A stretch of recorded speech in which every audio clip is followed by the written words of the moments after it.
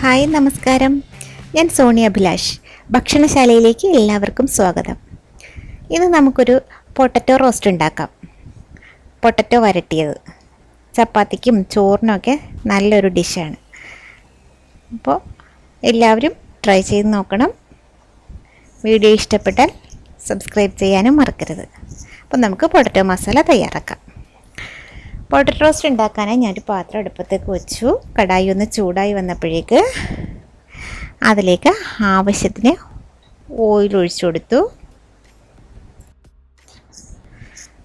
വെളിച്ചെണ്ണ ഒന്ന് ചൂടായി വരുമ്പോഴേക്കും നമുക്കിതിലേക്ക് 1/2 ടീസ്പൂൺ കടുക് ഇട്ട് കൊടുക്കാം.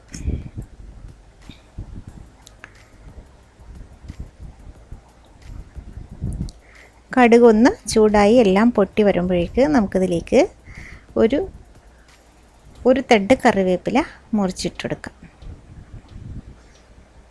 കറിവേപ്പിലയും കടുകും കൂടി ഇതിൽ കിടന്ന് നന്നായിട്ടൊന്ന് മൊരിഞ്ഞ് വരുമ്പോഴേക്ക് നമുക്കിതിലേക്ക് ഒരു 10 ചെറിയ ഉള്ളി, ഒരു ചെറിയ സവാള കഷ്ണങ്ങളാക്കി മുറിച്ചത്, ഒരു തണ്ട് കറിവേപ്പില, ഒരു ചെറിയ കഷ്ണം ഇഞ്ചി കനം കുറച്ചരിഞ്ഞത്, ഒരു 2 മീഡിയം സൈസ് വെളുത്തുള്ളി, 2 അല്ലി വെളുത്തുള്ളി കനം കുറച്ചരിഞ്ഞത്,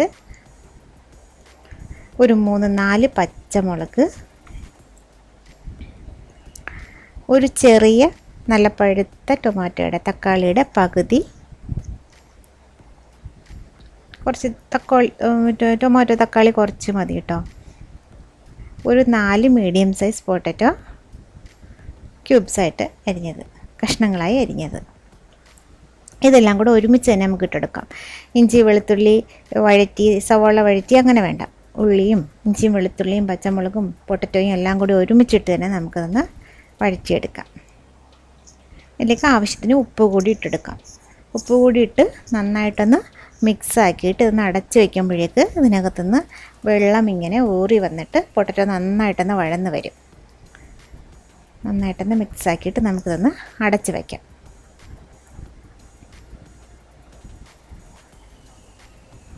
ഒരു 2-3 മിനിറ്റ് ഒന്ന് അടച്ച് വെച്ചതിന് ശേഷം നമുക്ക് തുറന്ന് നോക്കുമ്പോൾ പൊട്ടറ്റോയും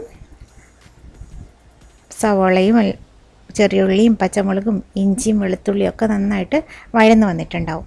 അപ്പോൾ ഇതിൻ്റെ പച്ചമണമൊക്കെ മാറി നല്ല വാടി വന്ന ഒരു മണം, ഇത് വഴന്ന് വന്നൊരു മണം വരുമ്പോൾ മാത്രമേ ഇതിലേക്ക് മസാലകൾ ചേർക്കാവൂ. ഉള്ളിയൊക്കെ ഒന്ന് ട്രാൻസ്പെറൻ്റ് ആയിട്ട് വന്നിട്ടുണ്ട്. ആ ഒരു സമയത്ത് നമുക്കിതിലേക്ക് മസാലകൾ ചേർക്കാം. അങ്ങനെ ഞാൻ 1/2 ടീസ്പൂൺ മഞ്ഞൾപ്പൊടി, 1/2 ടീസ്പൂൺ കുരുമുളക് പൊടി, 3/4 ടേബിൾ സ്പൂൺ മല്ലിപ്പൊടി,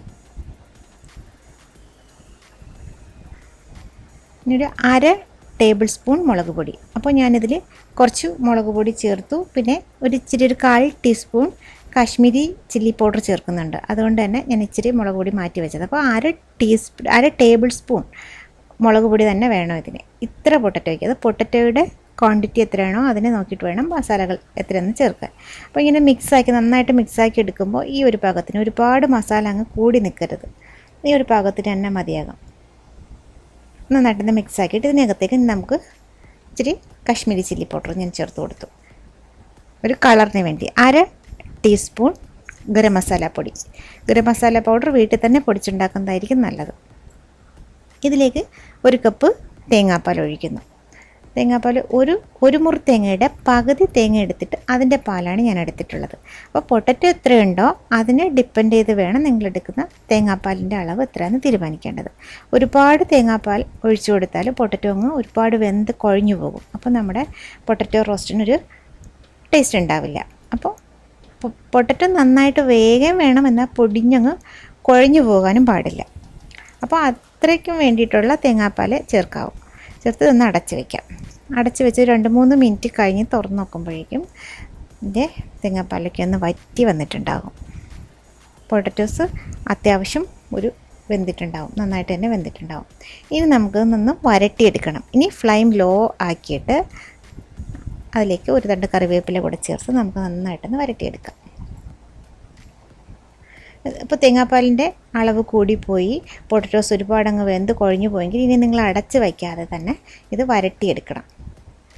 ഓപ്പണാക്കി വെച്ചിട്ടുണ്ട്. എനിക്കിപ്പോൾ പൊട്ടറ്റോസ് കറക്റ്റ് പാകത്തിന് വെന്തിട്ടുണ്ട്. അതുകൊണ്ട് തന്നെ ഞാനൊന്ന് അടച്ച് വെച്ചു.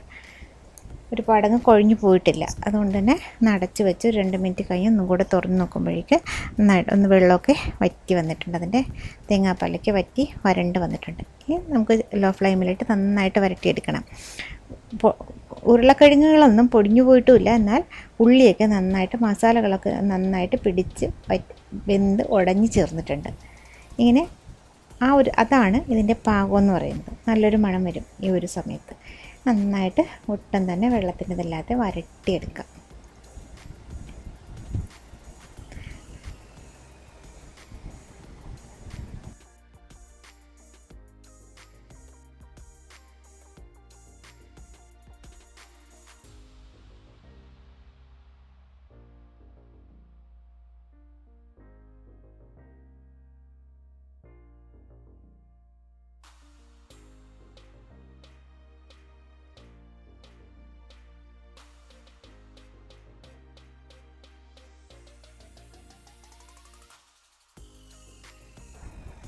ഇപ്പോൾ 2 മിനിറ്റ് ഒന്ന് അടച്ച് വയ്ക്കാം. അതിനുശേഷം ഒന്ന് തുറന്ന് നോക്കുമ്പോൾ തേങ്ങാപ്പാലൊക്കെ നന്നായിട്ട് വറ്റി വന്നിട്ടുണ്ടാവും. ഇത് നമുക്കിനി ഒന്ന് വരട്ടിയെടുക്കാം.